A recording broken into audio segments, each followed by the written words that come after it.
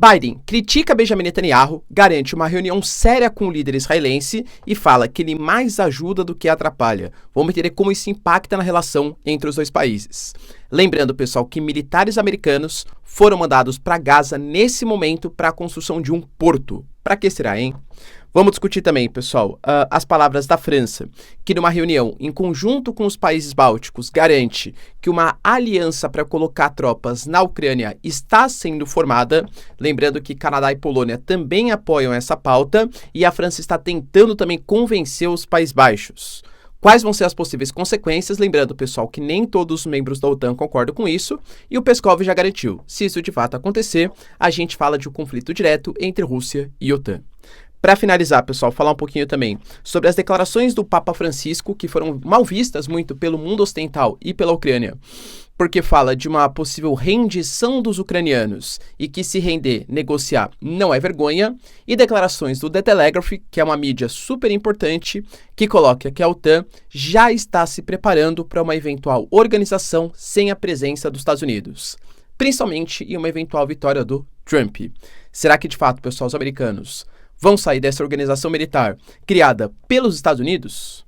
Se vocês querem entender um pouco mais sobre esses assuntos, e muito mais também sobre geografia, geopolítica, atualidades, política, polêmicas, enfim, tudo para você se manter sempre bem atualizado, já se inscreve no canal, deixa seu like, compartilha esse vídeo, que eu, Ricardo, conto muito com a sua ajuda. Belezinha? Para quem não me segue no Instagram, @prof_Ricardo Marcílio, me segue por lá. E caso você queira, pessoal, ter acesso a todos os conteúdos de ciências humanas, tá? Geografia, história, sociologia, filosofia, ou somente geografia, geopolítica e atualidades, ou só geopolítica e atualidades, vou deixar para vocês, pessoal, link na descrição, que vocês estão falando da melhor plataforma de ciências humanas do Brasil, tá bom? Então vai lá, pessoal, confere que eu tenho certeza que vocês não vão se arrepender. Tamo junto? Então bora lá pro vídeo, pessoal, que tem assunto bem importante aí pra gente discutir. Primeiro ponto que chama atenção está ligado ao Biden, que em uma entrevista para uma emissora americana deu declarações muito fortes e polêmicas acerca do Benjamin Netanyahu, tá? Ele garantiu, pessoal, na prática, que o Israel tem sim o direito de perseguir o Hamas, mas sem causar tantas perdas de vidas humanas. Estamos falando aí, pessoal, na casa de mais de 30 mil vidas que já foram perdidas, sendo que, segundo os números que são produzidos pelo Hamas, tá? A gente fala de mais de 75% de mulheres e crianças. Quando Biden ele vê esse tipo de coisa, ele deixa bem claro, né, que o Benjamin Netanyahu, com as suas ações, mais ajuda do que atrapalha e, inclusive, coloca, galera, que existe uma linha vermelha pré-definida. Se, de fato, houver algum tipo de operação em Rafah, para quem não sabe, Rafah é aquela cidade ao sul da faixa de Gaza, onde praticamente as ações ofensivas de Israel, que começaram pelo norte, foram expulsando a população para o sul. A gente fala de uma cidade que tinha pouco mais de 250 mil habitantes antes do dia 7 de outubro, e agora já conta com quase 1,5 milhão, ou seja, é praticamente um campo de refugiados, e Israel fala que uma operação militar vai acontecer ali para acabar com os 4 últimos batalhões do Hamas. Só que uma operação ali, numa cidade, galera, que tem um monte de refugiados, e com as táticas que o Hamas utiliza, possivelmente as perdas de civis, que estão na casa de 30 mil para mais, podem subir de uma maneira bastante enfática.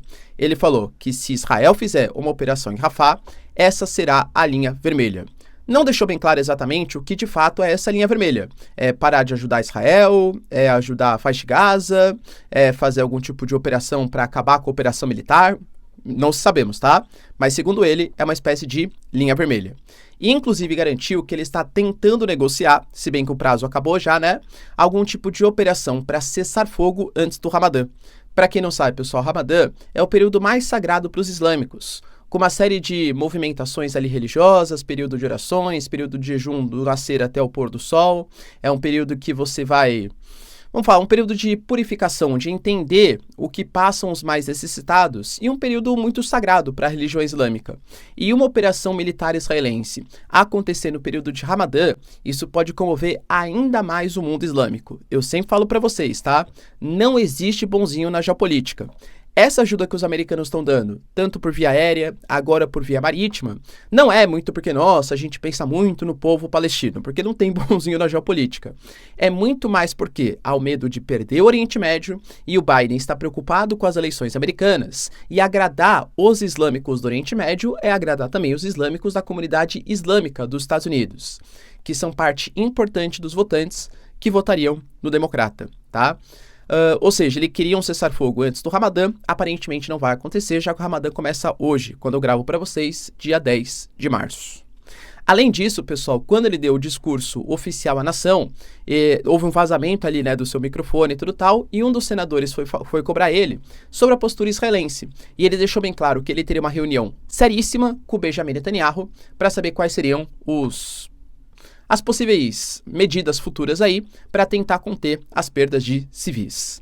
Ou seja, o que a gente percebe, galera, é que é uma queda de apoio ao Benjamin Netanyahu pelas suas ações. De novo, eu não acho que é uma perda de apoio do Estado de Israel, mas é uma perda de apoio do governo Benjamin Netanyahu, tá? Que vem sendo cada vez mais criticado, e não só no cenário externo, mas internamente ontem, por exemplo, em Israel, a gente teve 2 protestos muito fortes. Um pedindo a renúncia do Benjamin Netanyahu e outro, claro, a libertação dos reféns.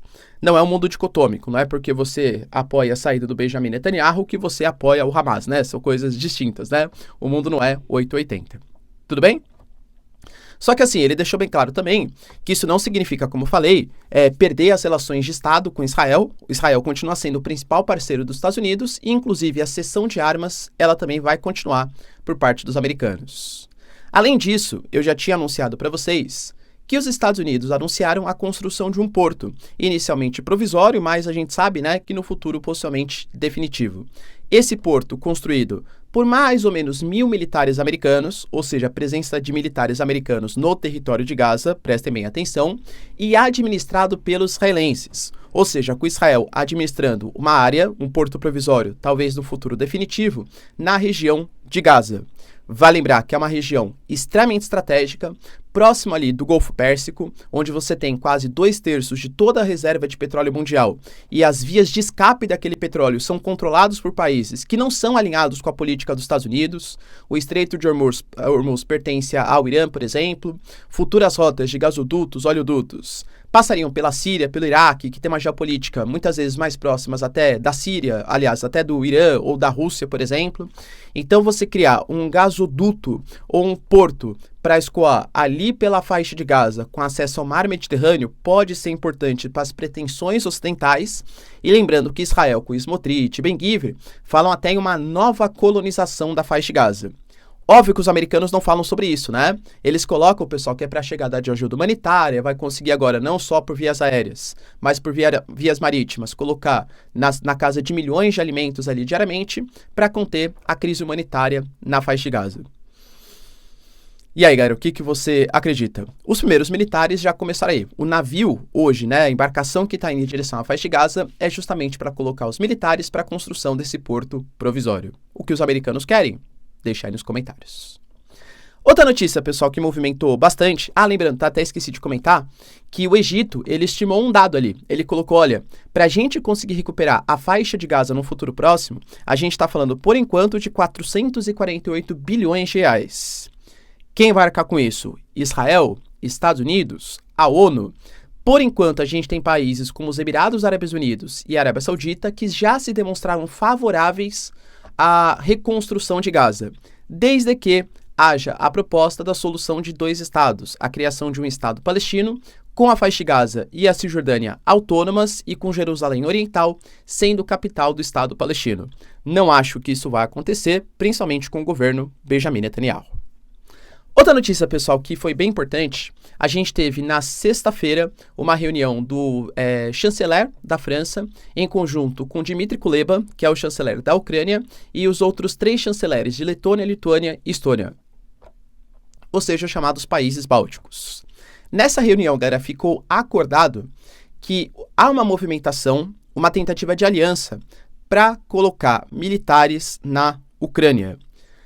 Quando Macron falou sobre isso na reunião em que ele convocou os 20 maiores apoiadores líderes da Europa, a gente teve uma clareza muito forte que a Alemanha não concorda com isso, que Portugal não concorda com isso, que a Itália não concorda com isso, que a Espanha não concorda com isso, que os Estados Unidos não concordam com isso, mas alguns países como o Canadá, como a Polônia, que falou novamente sobre tropas também, a própria República Tcheca, por exemplo, e os países bálticos, com Letônia, Lituânia e Estônia, se mostrando favoráveis, não tropas de ataque.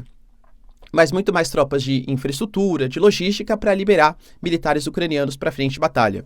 Assim, a rivalidade que você tem, principalmente entre os países bálticos e a Rússia, lembrando que os bálticos já fizeram parte da antiga União Soviética, é gigantesca. Recentemente, por exemplo, a Kaja Kallas, ela até teve um mandato de prisão expedido pelos russos, porque ela derrubou alguns monumentos lá da era soviética.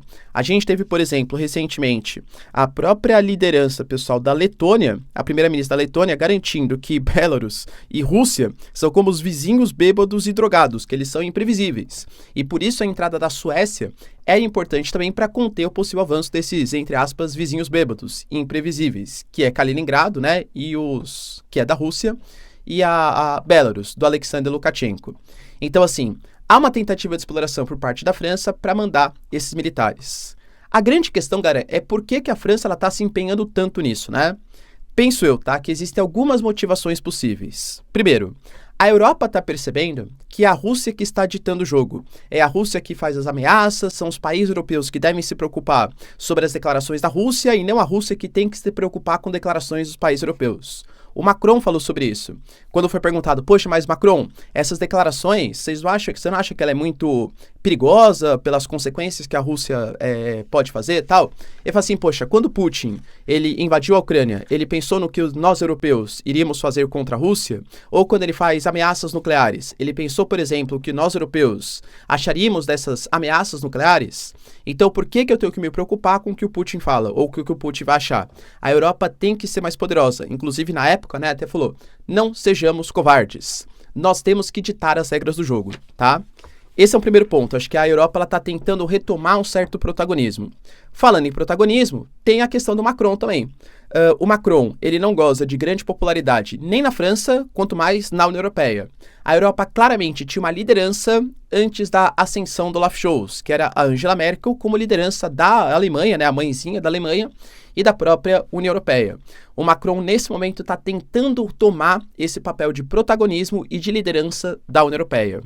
E tem uma análise, pessoal, mais interessante que a gente pode fazer, associado às revoluções ou aos golpes que aconteceram na África, no ano passado principalmente, em Mali, Burkina Faso, Níger, que foram todos países que tiveram golpes alegando que estavam combatendo o jihadismo e por aí vai, mas a gente sabe também que era uma postura anti-imperialista, fugir da influência, principalmente de ex-colônias que eram colonizadas ali pelos franceses. E todas essas ações tiveram participação talvez não da Rússia diretamente, mas do Grupo Wagner. E lembrando que hoje o Grupo Wagner não é o mesmo da era do Prigozhin. Hoje o Grupo Wagner, de fato, ele é muito mais associado ao Estado russo. Ou seja, a Rússia, indiretamente ou diretamente pelo Grupo Wagner, influenciou nessas buscas aí de golpes ou revoluções, enfim, né, de independência contra o imperialismo francês. Então a França se indispôs bastante com a Rússia, porque querendo ou não são países relevantes para a França. Pela questão mineral, você pega Níger, por exemplo, urânio, né, muito utilizado pela França, que tem uma produção de energia nuclear sensacional, entende? Então talvez uma espécie de revanchismo, uma espécie de rivalidade pela influência que a Rússia tem no continente africano em relação às ex-colônias francesas. Fato é, pessoal, que a gente teve, tá? A própria, como eu falei para vocês, Polônia, Canadá aprovando essas medidas e a França tá indo forte com esse papo. Peskov já garantiu, né? Que é o porta-voz do Putin. Caso haja essa aliança e tropas da OTAN colocadas na Ucrânia, é inevitável um conflito direto entre OTAN e Rússia. O Putin também já falou que ele possui armas de destruição em massa e que ele, caso ele se sinta ameaçado, porque vai considerar como uma guerra assimétrica, visto que a Rússia contra 32 nações mais a Ucrânia, ou seja, OTAN, 32 agora com a Suécia, né? Mais a Ucrânia, ele vai ser obrigado a fazer uso de armas nucleares. Professor, você acha que a França vai colocar? De novo, tá? Fazendo uma análise, acho que não. Acho que é muito mais uma tática de dissuasão do que exatamente colocar tropas. É tentar ele pautar a guerra, ele pautar as ações russas, do que deixar só a Rússia fazer declarações, entre aspas, fortes, vai? Vamos colocar assim. Outra notícia, pessoal, importante que a gente teve, está ligada às declarações do Papa, né? O Papa, que é a liderança do Vaticano e tem uma liderança para grande parte do mundo, principalmente, claro, do mundo ocidental, do mundo cristão, deu declarações fortes acerca da guerra entre Rússia e Ucrânia, pedindo pela paz. Segundo essas palavras, tá? Ele falou que hoje já é possível negociar com a ajuda de outros estados. E negociar significa coragem. Quando você percebe que está sendo derrotado, se referindo à Ucrânia, claro, você deve ter coragem de negociar. Você pode sentir vergonha, mas quantas mortes causaria essa sua vergonha? Coragem não é levar o país à morte. E aí ele falou que existem países que já estão dispostos a negociar. A exemplo da Turquia, que propôs, inclusive, né, uma espécie de clube da paz, uma espécie de cúpula pela paz, convidando Rússia e Ucrânia. A Ucrânia nega, tá? Fala que não vai participar de uma cúpula da paz com a Rússia. E falou que o próprio Vaticano e que o Papa também estariam dispostos a fazer essa mediação. Por que isso foi muito criticado por parte da Ucrânia? Porque se o Papa está falando em negociar, sendo que a Rússia ocupou territórios como Donetsk, Lugansk, Zaporizhia, Kherson e Crimeia, é óbvio que essa negociação vai ter que ter, no mínimo, algum tipo de cessão de territórios para a Rússia, coisa que a Ucrânia não concorda em nenhum grau, tá? A Ucrânia fala que, para princípio de negociação, eles aceitam negociar com os russos, desde que a Rússia tire todas as suas tropas da Ucrânia. Todos os territórios, inclusive a Crimeia, lá em 2014. Então, se o Papa está falando em negociar, é porque ele aceita, então, que os territórios invadidos pela Rússia continuam com a Rússia, pelo menos que parcialmente, tá? Essa foi a interpretação, claro, da Ucrânia.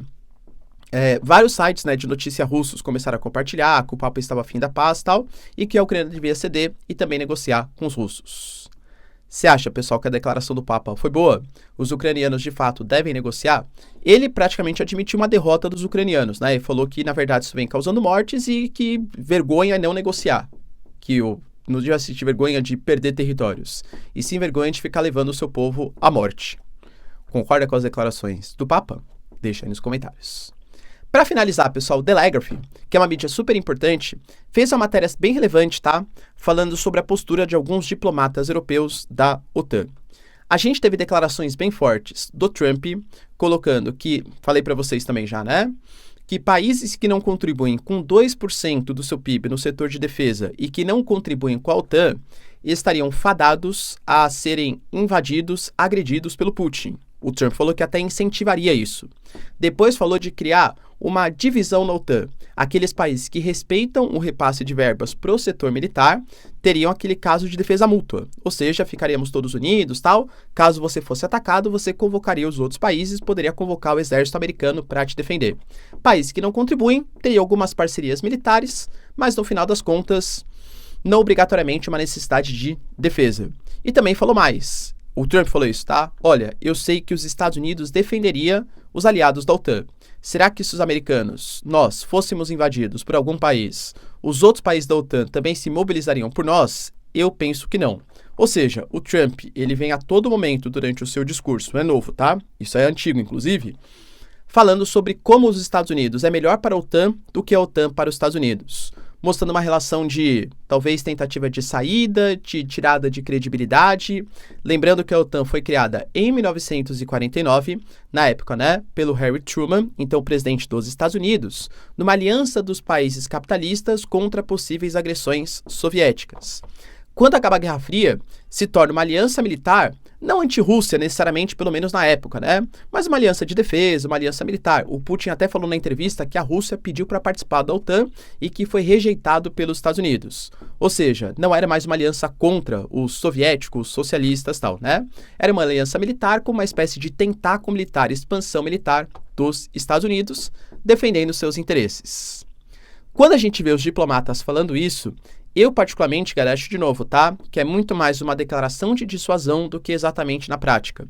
Não acho que os americanos, eles querem perder a grande influência que eles têm na OTAN. O Trump, ele é galera, vamos colocar, fanfarrão, mas fanfarrão no sentido assim, que tipo, ele dá declarações fortes para impactar mesmo. Querendo ou não, com as suas declarações, a OTAN já se mobilizou, aumentou gastos militares, entende? Claro que não é só pelas declarações dele, mas acho que o Trump, ele faz muito mais isso para, caso ele seja eleito, ele consiga pressionar os outros países a de fato investirem no setor militar. Né, mostrando, olha, a gente pode abandonar vocês, hein? Pô, você acha que o Trump vai ameaçar, vai incentivar o Putin a atacar outro país, galera? Tá? Vai que, né, professor? Então, na minha cabeça não, tá? Acho que é muito mais uma tática de dissuasão de influência política. Mas, isso já vem sendo comentado nos corredores da OTAN, pelo menos ali no setor europeu da OTAN. Você acredita, pessoal, de fato, que os Estados Unidos podem abandonar a organização? Deixa aí nos comentários, quero saber sua opinião. No mais, se vocês curtiram o vídeo, tamo junto, beijos, abraços e tchau, tchau.